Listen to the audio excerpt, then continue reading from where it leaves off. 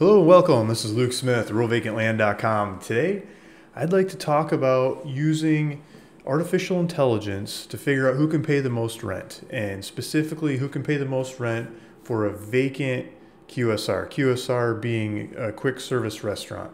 As commercial real estate, I'm usually talking about vacant land or other kinds of real estate, but recently I've been making live YouTube streams about shopping for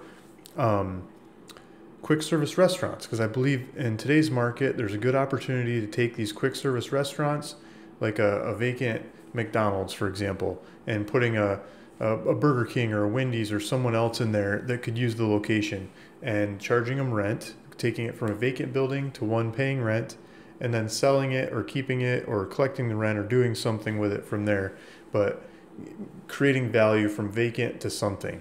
Unlike residential real estate, where it's generally pretty easy to rent a house and you know you're gonna. In commercial real estate, you don't always know what you can rent it for, what the terms are going to be, how long it's going to take, and so there's a lot more beta, there's a lot more action, there's a lot more money between vacant and full when it's priced right. Not always. Some people ask for the full price when it's vacant. So if you can find them that are priced as they're vacant and then sell them as they're full, or vend them off, or do something with them as they're full. Okay, so let's dive into it. I've got Google Bard pulled up in the background. And people say, Luke, why aren't you using ChatGPT? I like ChatGPT too. ChatGPT is great for writing a letter or a description or a book or something. But Google Bard, if you start asking ChatGPT the kinds of questions that we're going to do today, they'll say, we don't have that kind of information because we're from, our data's like 2019 and older, or something like that, to that tune. Maybe there's a higher level ChatGPT that I haven't paid for that does modern data, but Google's all about modern data. Like, you could ask them what the sports score was for earlier today on a game, and they'll spit out the score, right? I haven't tried that, but I'm giving it as an example. Okay, so let's jump into it. Let's go back a little bit. I'll give you a little bit of color. So my YouTube channel, RuralVacantLand.com, if you're subscribed, you should subscribe. If you're not, but if you're subscribed, you should get these notifications. You might have to hit the bell to get these notifications that Luke's doing a live feed. And I talk about deals, and I've been shopping deals. I've been looking at deals, real live deals, and we call people on the phone that are selling these deals, and we talk about the deals, we negotiate with them, we figure them out. I make the case of why I'm the right buyer for the property, and you can see the whole song and dance of that. You can learn, and you can make fun of me, and you can be the peanut gallery in the background or whatever. Say, Luke, why don't you do it this way? Luke, why don't you do it that way? And I can learn from what kind of suggestions you have, or it starts me thinking like, geez, why don't I do it that way? I could question, I could learn, I can figure, maybe you have something to contribute. That's why I create these as a sounding board, because I get a lot of information back. And also, I'm always trying to raise money for deals too. So if you have money and you want to join in on the deals that I'm working on, please let me know. There's always ways to make it work. Okay, so I got Google Bard here in the background. We're going to come back to that in a sec. So I got this other data feeds, Placer.ai. This thing costs a living fortune, but you can get cell phone information of people coming and going, and like how long they're staying places, where do they live, where do they eat, where do they work, what are they doing. People carry their cell phone with them everywhere they go, and they probably have TikTok, and they probably have Google Maps or something like that keeps track of their location, and they carry that into the restaurant when they go get food, right? So we're measuring that, and we're counting people based off of that. We don't have to sit there in a lawn chair with our clicker and click people as they come and go. So this is a map of a small town, Texas. And so one of the brokers that was calling me the other day was saying, I got this golden chick and for sale, and I don't know if it's listed on the market or what. Maybe I'm not supposed to say, but I put my foot in my mouth all the time, so I'm just going to keep it up. My wife makes fun of me for that. So do my kids. I'm missing that part of the social cues, right? So this golden chick is just up the street here in small town Texas. This is Brady, Texas, like right in the middle of Texas. A couple 6,000 people town. I mean, not very many people. And then you got a McDonald's down here. I saw this McDonald's. I clicked on this. I was talking to the guy on the phone. I've been scratching my head ever since. I brought this up in a live video earlier today I'm like, oh yeah, this one again. And look at this, 18,900 visitors a month go to this McDonald's. This is a 6,000 person town.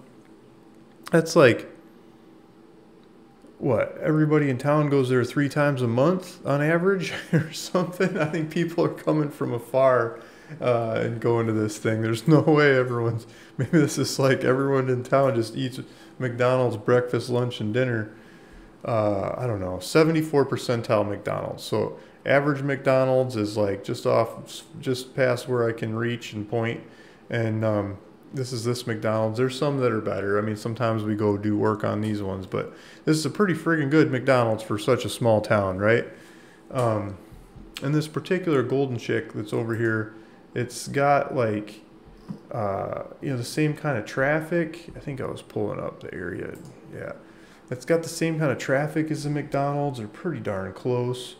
Let's pull it up.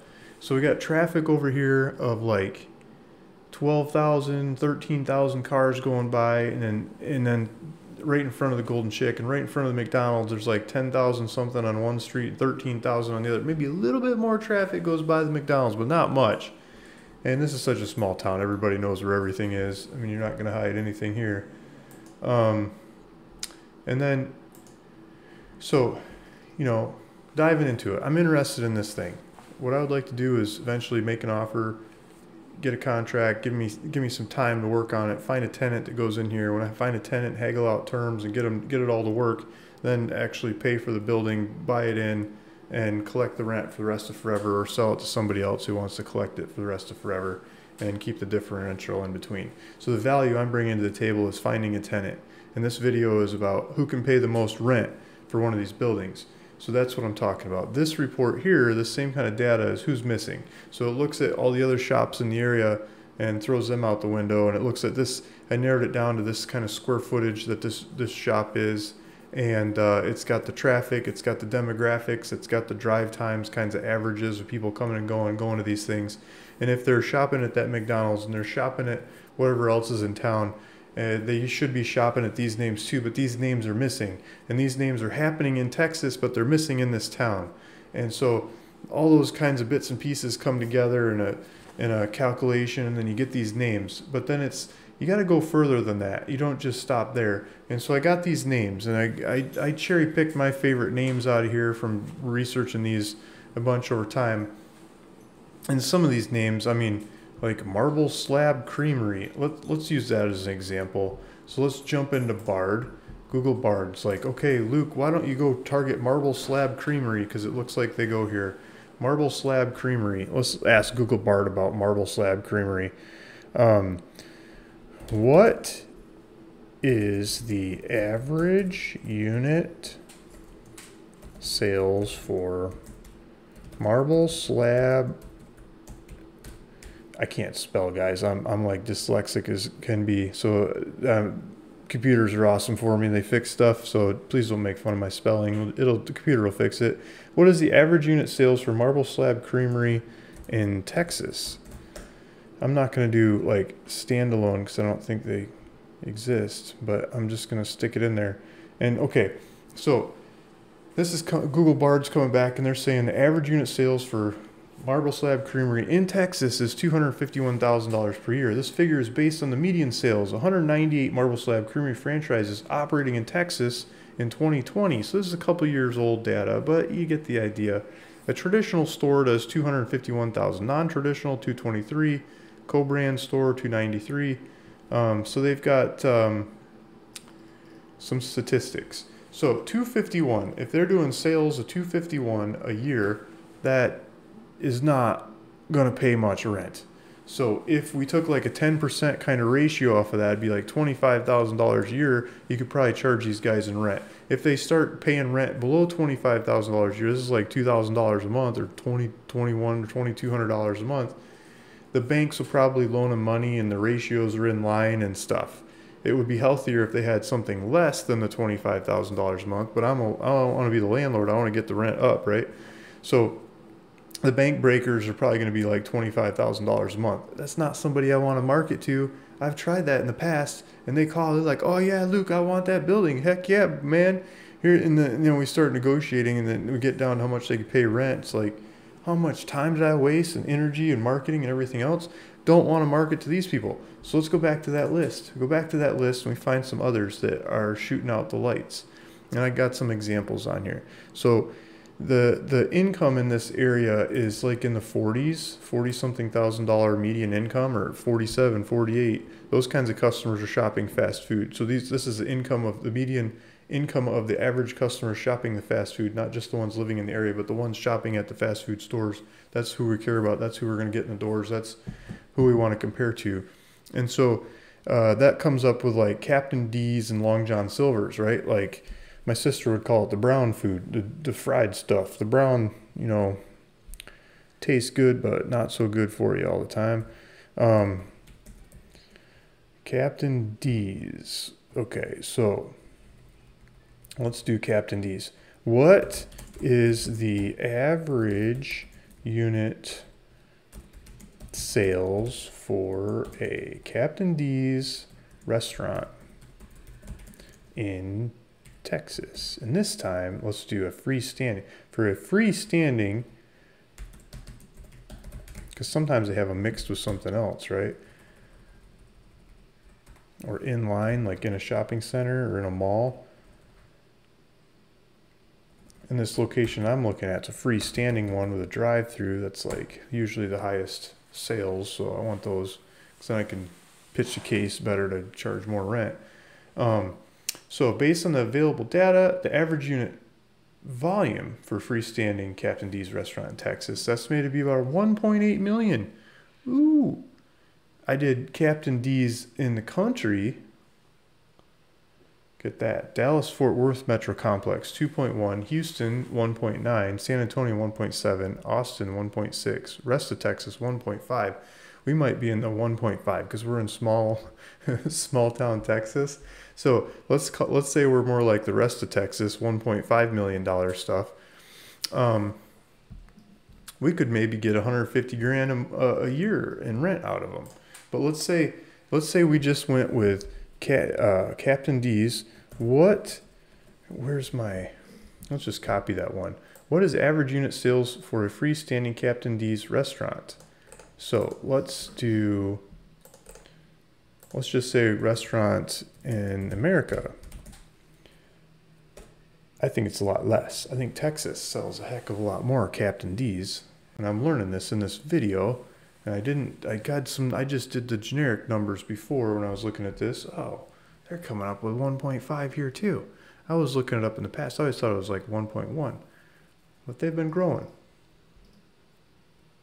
West region 1.3, Northeast 1.4, Midwest 1.6, South Central, South Atlantic.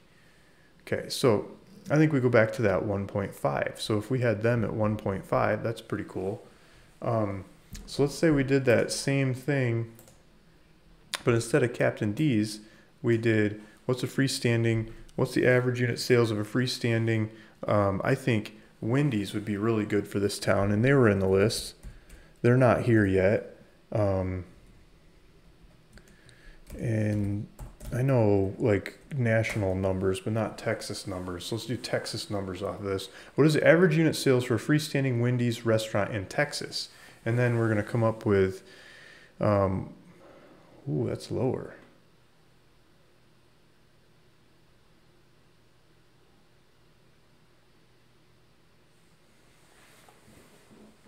Now I'm scratching my head because I think the national Wendy's is more like 2.3, maybe even 2.4 million. Like Wendy's has been going up a lot the last 2 years. This is 2-year-old data. So let's look at this a couple different ways. But look, they're breaking it down to different. Rest of Texas, 1.25. Geez, west of Texas drops right off. Let's do, what is the average unit sales of a Wendy's restaurant in America, of a freestanding Wendy's? Don't want the ones that are like in the airport. Freestanding Wendy's restaurant in America. I don't want the ones that are in Central America. How I don't know if they sell more or less. You could ask Bart. Now we're back to 1.9. But I think the last year or two, Wendy's has been kicking butt and going above 2. I think it's above 2. And so if we keep asking, I think we get closer and closer numbers.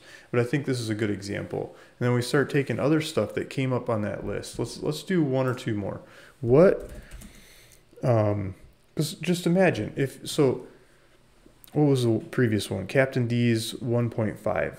Right? So Captain D's, if we targeted Captain D's, we went after all the Captain D's operators in Texas and the ones that are, developers and operators, said, hey, we got a location here. We could resurface it, rejig it, turn it into a Captain D's and charge you $150,000 rent. You don't have to do anything. Just come and operate it. Add another one to your list of operations. We'll pay all the bills to get you in the door, make it happen. 100% financing. Sign here, sign here, sign here. We get a new deal. But if we did it to Wendy's, if we targeted Wendy's, and these kinds of numbers that are on the screen here, it's 1.9. Theoretically, we could charge $190,000. Now, this is the small town. This is really a small town, so we're not going to get away with $190,000. But you get the idea. You can see the scale of what name could do the better sales here. And because they can do more sales, you can charge them more rent.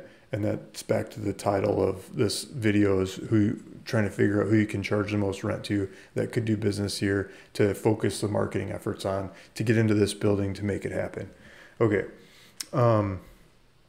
Let's do one more or two more examples. What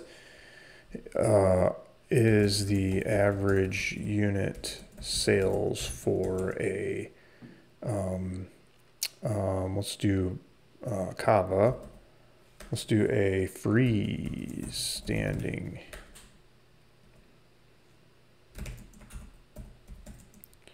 Kava restaurant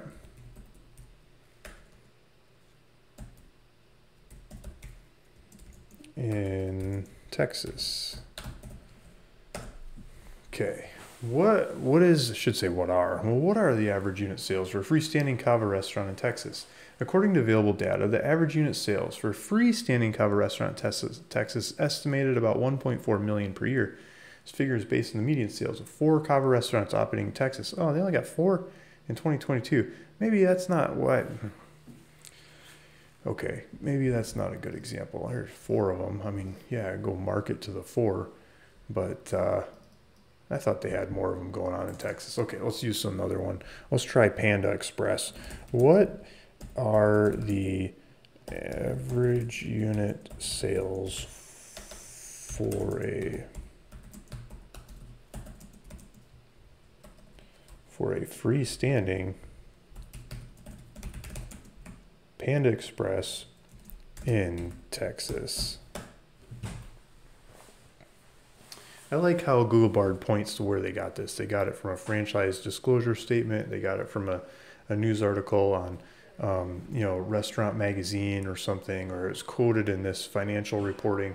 They say where they got it from, and you can edit, you can ask more questions of where they got it and show me links and stuff to the sources, and I like that kind of stuff. According to Panda Express 2023 franchise disclosure document, the average unit sales for a freestanding Panda Express restaurant in the United States was 2.6 million. This figure is based on the median sales of blah, blah, blah, blah, blah, blah, blah. Okay, so they're talking about 2.6 million, and then they've got them in different locations, and so different parts of the country and stuff. Like, heck yeah, they bring it out and they break it down. Like, if you could get a Panda Express in this little tiny town, which there isn't really enough traffic to get a Panda Express, if we went and, where's the Panda Express? If we dive into the Panda Express, the closest Panda Express is 72 miles from here. There's 287 of them operating in Texas in this database. This particular database has 287 of them. So I could look up each one of those and start calling them and writing them letters and saying, add on another location. Dang it, right here. Come here, come on, and put you in here and go make them happen. But the problem with it is right up here, we've got the population where this Golden Chick is. It's 6,700 people. In the drive, average drive time to a Panda Express. And then normally they have 184,000. So it's not even close. So Panda Express just does not It's like oil and water. It doesn't fit, right? Because there's so little population here. But all these names are going to have that problem because this town is so little population. I think Wendy's is going to be the closest fit that's going to do it. And I think the thing that I'm going to have to market the most is this McDonald's selling the heck out of whatever McDonald's sells for 74 percentile McDonald's. They're doing a lot of business in this little town. And if I model, like if you have this 74 percentile in your group of stores, because that's what McDonald's gets here, that's the kind of sales theoretically you could get here, kind of. That would be your synthetic sales number, and just base it off this McDonald's awesome number here. I think I could land the plane and get some people interested to leasing this building. That's why, that's the due diligence I'm doing and figuring. And if it's not this one, this song, this dance, this story, this idea works for lots of other buildings. So I thought I would share and see what kind of comments, ideas, suggestions you guys might have. Thanks for listening. Thanks for watching. This is Luke Smith, Rural Vacant Land, and talking about who can pay the most rent using AI on these vacant restaurants. See you in the next one. Bye.